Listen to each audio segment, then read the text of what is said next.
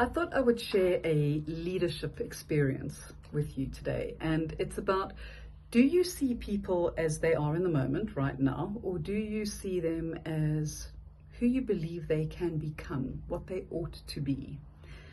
One of my first leadership roles, I was in my early 20s and I was interviewing for a position at a company. And this young guy came in and there was just something about him. And I offered him the job after a brief interview of the questions that I thought were important. And he joined the company the following month and turned out to be just an absolute brilliant employee, you know, always going above and beyond and doing amazing things. I left the company and years later had a conversation with him. And he had also left the company where I employed him, and he had gone on to do incredible things, had a family, had children of his own. And one of the most heartwarming things that I have ever had was when he looked at me and he said, "I nearly gave up.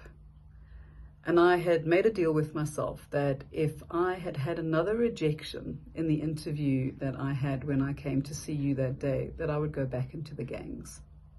I never knew he'd been in the gangs. And I looked at him and I said, "Wow, so what was different?"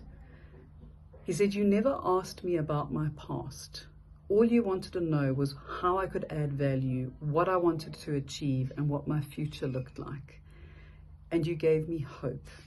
And then you offered me a job." And I went home and I said to my mom, "I have a job and I will never go back to the gangs."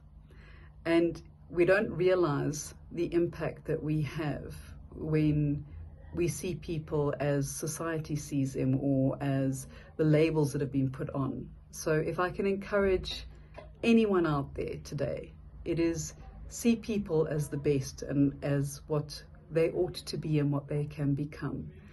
And that includes the person looking back in the mirror.